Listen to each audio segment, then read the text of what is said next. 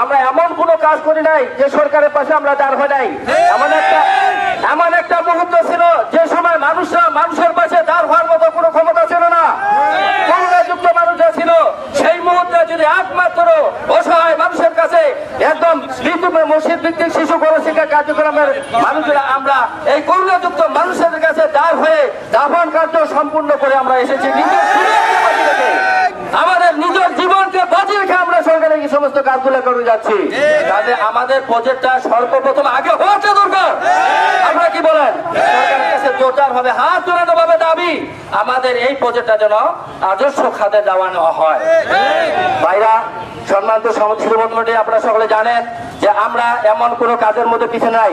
যে কোনো মুহূর্তে যে কোনো সময় যখন যেই অবস্থায় আমাদের কাছে আসে তখন আমরা সেই মুহূর্তে আমরা সেই কাজগুলি করার জন্য আমরা বাস্তবায়ন করার জন্য আমরা ফিল্ডে জীবন বাজি রেখে আমরা সেখানে দাঁড় হয়ে যাই। অথচ আমাদের দাবিগুলো পূরণ হয় না কেন? আমাদের দাবিগুলো পূরণ হওয়া আগে দরকার। আপনারা কি বলেন? আমরা বাংলাদেশের মসজিদ বিশি কল্যাণ শিশু শিক্ষা গণশিক্ষাতে বহুজন আমরা রয়েছি। আমরা